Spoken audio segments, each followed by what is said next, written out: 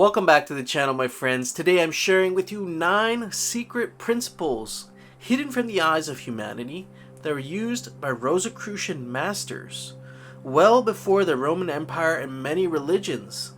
These 9 principles were later integrated into many of these religions. Some of them are unseen, but understanding these 9 principles, regardless of what your stance is on spirituality, religion, or anything like that, will help you master your domain, will help you master the game of life. So with that being said, let's get right into it. Number 1 is strength is better than weakness.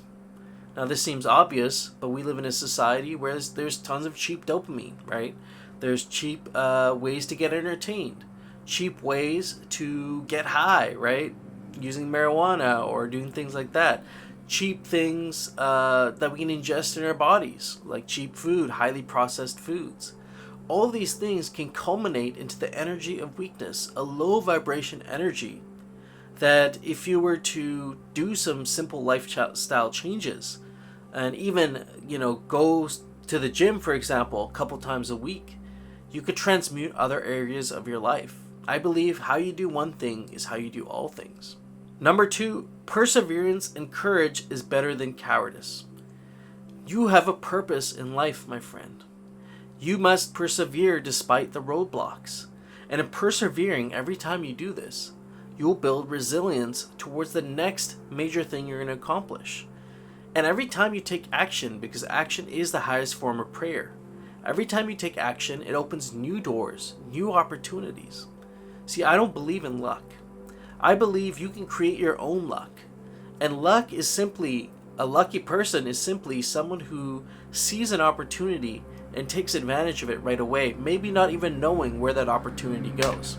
It could be another opportunity, for example. You must act with boldness to help others. And this ties in with the perseverance and the courage.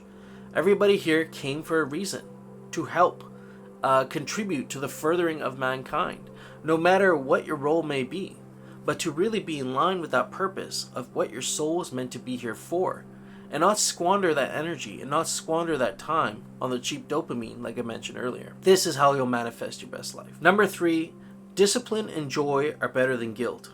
Know when to work and when to actually enjoy life and to spend time with the people that we enjoy most being around. You see, there are people who admire you for who you are, that would like to share in your experience of life, of where you're going.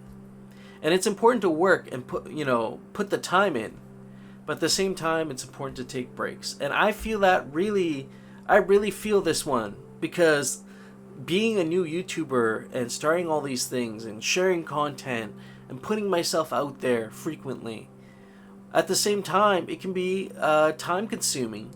And I definitely have not been immune to this. I have definitely neglected other needs in my life. Spending time with my dog, my girlfriend, going out, doing spontaneous things that add to the flavor of life. And ironically, when you do this, this is where you'll get your most inspired ideas. I don't know about you, but have you ever been walking by the beach or just walking in your neighborhood, honestly, just walking, going for a walk and appreciating nature, and then you get these incredible downloads of information, just inspired ideas that come up from the depth of your being. Maybe you write them down. These are the moments where you relax and detach that can be so powerful in moving forward parts of your business and relationships that you didn't even think of when you're nose to the grindstone working. Number 4, honor is better than dishonor. A person of faith, service, and charity, self-control transcends drama and hostility. There's tons of drama. Narcissists will try and get reactions out of you. People at work will try and stress you out. Your boss, who maybe gets pleasure of seeing other people's pain, will try and get a rise out of you. But to stay in stillness and be unwavered in your emotions. Kind of like you're sitting and you see a bunch of ninjas coming at you, a bunch of people doing karate moves and stuff, and you're just sitting there and letting them go by you, right? None of them are hitting you, but it seems like some of them might, right? And you just sit there in stillness and let this chaos just pass through you rather than fighting or arguing with it. And you'll see many of you empaths, including myself, When we try and fight this energy, and I'm not saying don't stand up for yourself, but when we try to make a point of ourselves or win an argument, what we'll find often is we'll be the ones feeling drained, right? So be faithful in your path. Be faithful to who you're meant to be, and do not let others waver you in your emotions, because once we start getting emotional, we start making decisions that aren't necessarily aligned with our path. Number 5, self-reliance and freedom is better than slavery. You could see this a couple years ago, right? The world shut down, and everybody had a mirror put in front of them of their lives as we were all locked down, right? We're looking at ourselves. Some people were more unfortunate than others. And the ones who came out fortunate were the ones in that moment who realized that they can be no longer tethered to this 3D, this old system that no longer serves us. And many others who have moved on, maybe they started their own business and became self-reliant in some way. They moved on and realized, wow, there's a great importance in this. This is why I got a greater appreciation of living off the grid, living in the wild. I mean, these are objectives of mine that I'm going to reach. But I am aiming every day to become more and more self-reliant, trying to figure out ways where I can start to learn skills and abilities that will help me without relying on an agency or a government or somebody above me. See, the only faith I really have is in higher power.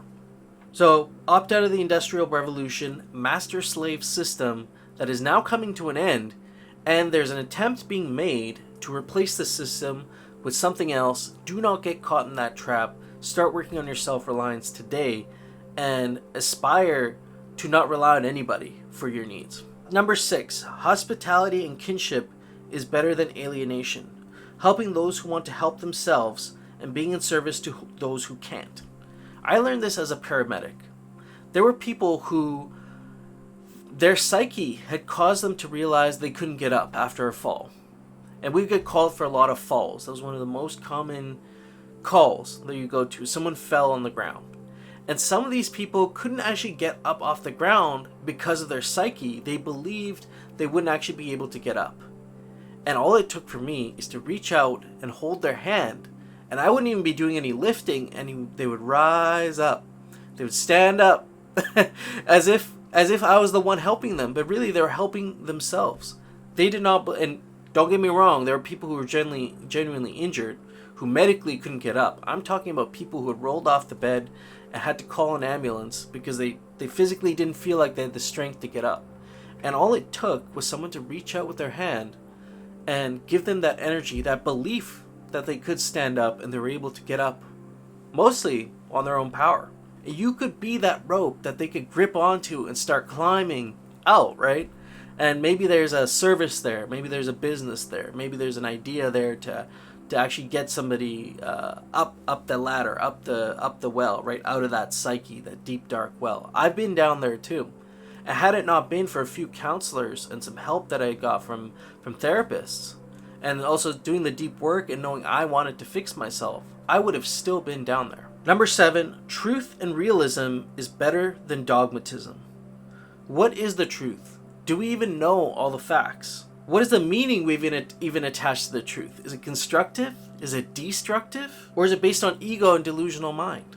It's about examining thoughts, psychoanalyzing, because right now we're in a moment where the rise of AI, there's many other things that are coming up, right?